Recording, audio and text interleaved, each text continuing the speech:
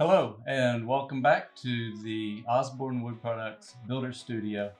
My name is Tim and today we're going to be talking about some table options, and really what we want to give you today is just some really low cost, simple options, a lot of which you can do at home, okay? As we go, I'm going to be showing you some different products that are available to help you. Let me just say that we are committed to working with you, with what you have, and trying to make your project a success. That's the bottom line, really. So, for instance, these legs, square farm table leg. Okay, this also comes in a round version. OsborneWoodProducts.com, and we do custom skirt kits all day long. Okay, you tell us exactly what sizes you need, what legs you need, what wood types you need, what route to put on the bottom of the skirting, etc., etc. So what we do is a mortise and tenon joint, and that fits together perfectly, and I'll show you that in just a little bit to give you a better idea. Well, let's just do it now. And so if this were your leg, this would be like a sanded square leg. Okay, you pick the wood type, you pick the length, and all that good stuff, the size. And so this is mortised already. Your skirting comes with the tenons, the pocket holes, everything fits together perfectly. You can't go wrong. It's super strong, and all you're doing is just putting it together with or without glue. That's up to you. Run your pocket screws in, and you're well on your way to being near done. That's a super good system. It comes with the corner braces, a bolt that goes through to hold this and then screwed in place, and etc., etc.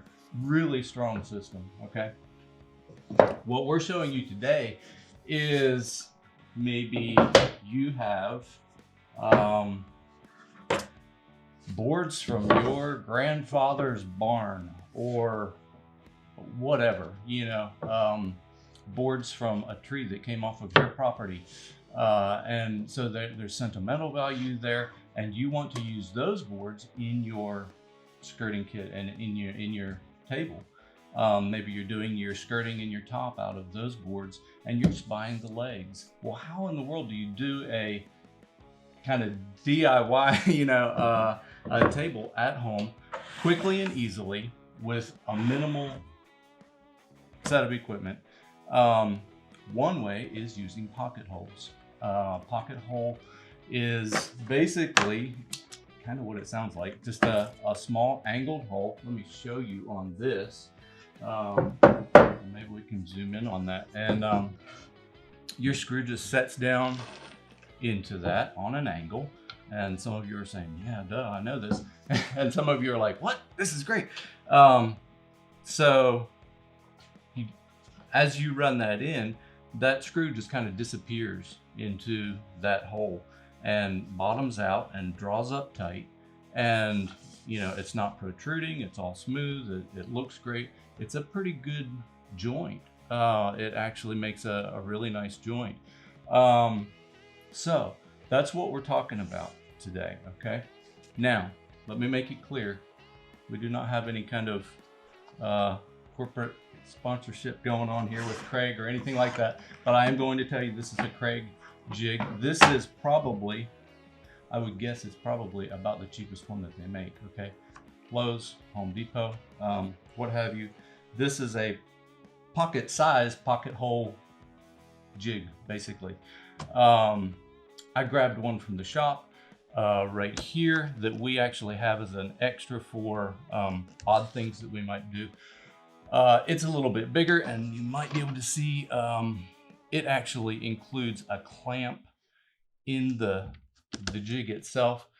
That one is really nice, but the cost is probably, this is, I think, under $50. That's probably 2 to 3 times that. I don't know exactly. This Kreg jig is really very small, very pretty easy, really. This is an expandable set. So you could get like 2 of these sets and put them together, have a wider, these come apart, clip and unclip from each other. On the back side here, I don't know how easy this is gonna be to see, but it actually has 3 settings for depth, okay? And we're gonna use a couple of these today. So just within a couple seconds, you can change that from a 1/2 inch to 3/4 inch to 1.5, okay? All I'm using today is the 1/2 inch to 3/4 inch. So that's what we're gonna get set up here. We're gonna kind of rearrange things a little bit to give ourselves some working space and start drilling some holes, okay? Okay, so let's go ahead and put our pocket screws here. I would recommend using some corner braces, and we'll take a look at those in just a minute maybe, but we're going to do this table without the corner braces. I'm going to set that first hole back far enough so that that corner brace would have enough clearance without getting into that pocket hole. And so we're gonna just leave that on there, and that's it. Now, it really doesn't take long at all. It is quite easy. I'm just gonna eyeball these. They don't have to be perfectly spaced. If you're a perfectionist there, that's fine. I understand completely.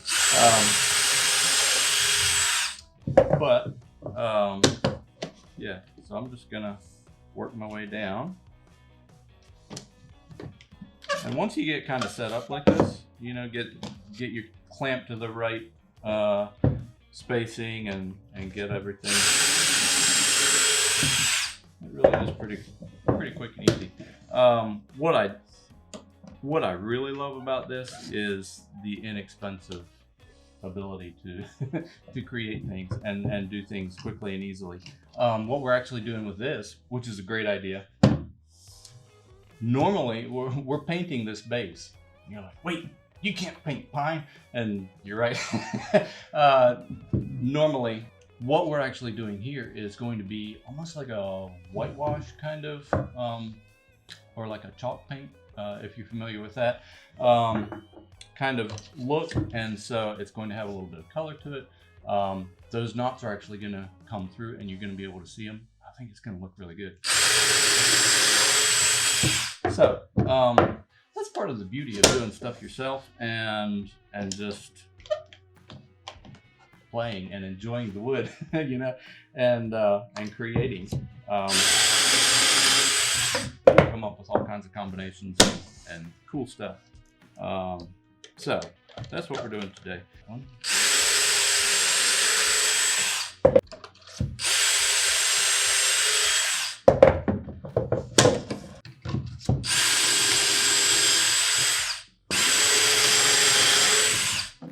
So that's all those. I'm going to go from a 1/2 inch down to 3/4 inch. I don't know how well you can see that, but there's actually an indicator of which notch you're into. And I'm into the 3/4 space now. Now, the reason I did that, I'm gonna set back just a little bit more from the end than I did here, okay? And I would typically use a little bit longer screw, say on this right here, 1.25 inches, if that works with your top. Obviously you have to have the length of screw that works with the thickness of your top, okay? Otherwise you'll be running that screw the whole way through your top. In the leg, you've got a great big old beefy leg over here that this is going to get screwed to, and so I would go with probably 1.75 inch screw, something like that. Gives you a little bit better hold, and yeah. So I'm gonna give myself a little bit more meat left in the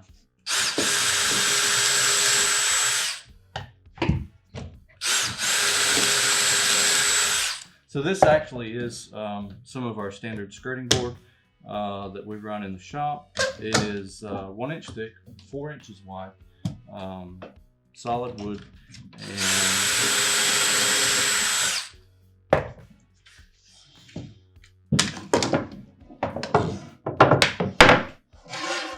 so that's those right there. Okay, and let's go ahead and do all the rest. Okay, I think we have all of our holes done. So let's see here. Table legs. I want to pick the characteristics that I would most likely to see on the outside corners. Okay, so if I want to hide knots, I'm going to put that to the inside. If I want to see the knots, I'm going to put it on the outside. Just take a look and see where you want everything. And let me just show this to you real quick. You can just make that flush on the outside. Chances are, by the time you get your screws all in there, you're not going to be exactly right. Okay, you're going to have a little bit of, you know, actually I had it turned the wrong way. This is our bottom edge. That's just a 1/4 inch round over edge right there. Okay. Order on osbornewood.com. You can get 1/4 inch round. You can get a bead. Actually, mouldings. A bunch of different kinds of mouldings in that bottom edge, or square, obviously. So, anyways, just take yourself a little spacer, whatever you want there. Okay, I'm gonna set mine back 7/8 of an inch. And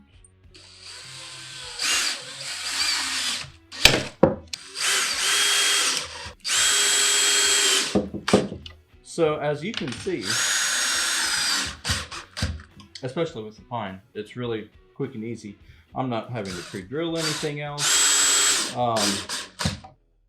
And that is, I don't know how well you guys can see that on the video, but it is really pulling up really tightly there.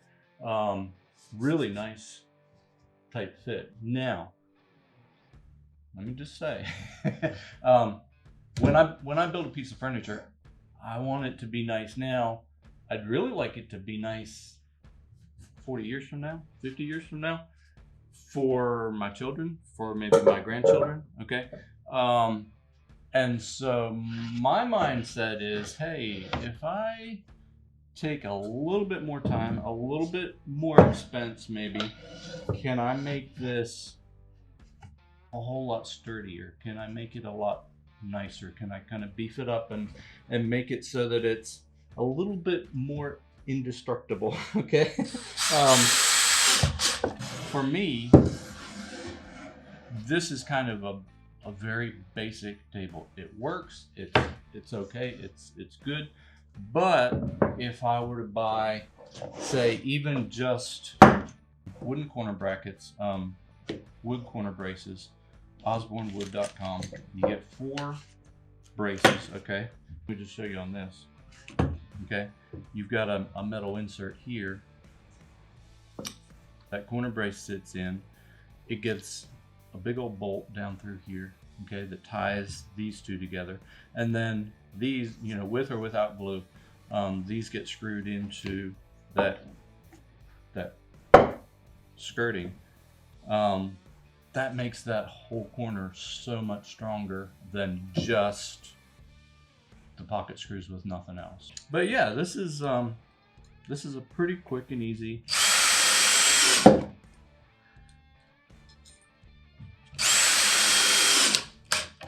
system.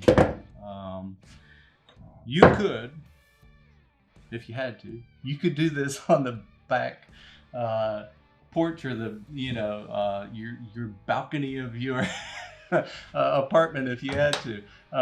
Your neighbors may or may not like that, but the point is, you could really get away with doing all of this, you know, on a sunny afternoon on your back porch, and end up with a pretty nice little table.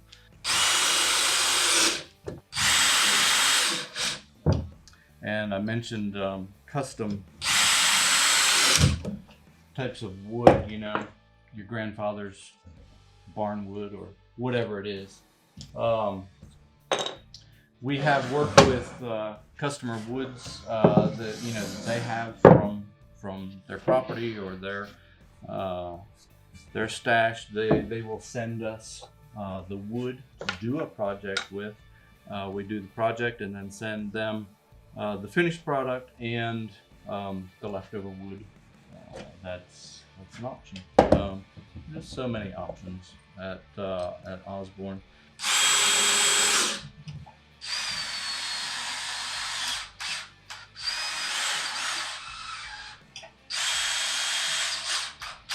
This is our oak tabletop for our pine base. So I'm going to set all this up. I'm going to put all of my dowels in on one side, okay, and tap them in, get them all set, and then I'll put glue in all of my corresponding holes, put it all together, clamp it, and then run my screws in. Okay, so we're ready to put our glue and dowels in, and I'm just putting 2 drops in there.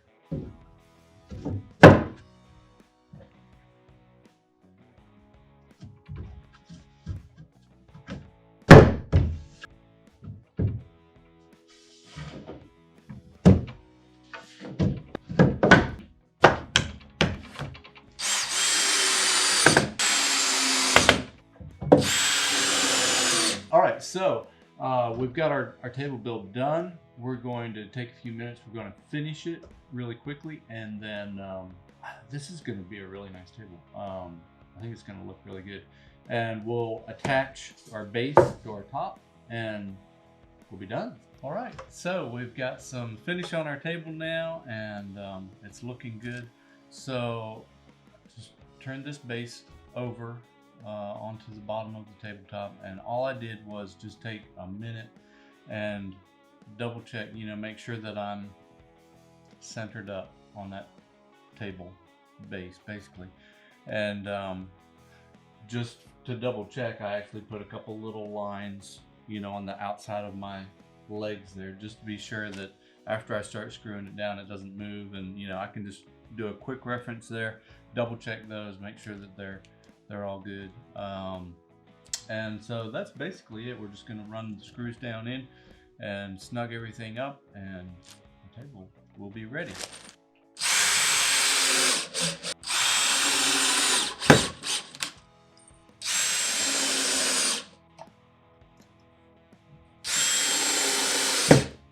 So our little Kreg jig that we used to do our pocket holes did a really nice job on this. Very low investment, and yeah, it did a great job actually. And so that's our table pretty much. We're ready to, you know, if you wanted to put little levelers on your legs, or you know, etc., whatever you want to do there. But beautiful table, and very little investment. We showed you how to use some Osborne Wood product legs. We used a top, the rustic blank top, and then we just pretended like we were using you know, some old boards that you might have or whatever for the skirting. So yeah, I hope that's helpful, and it's been a pleasure. Hope to see you next time here at the Osborne Wood Products Builder Studio. Thanks.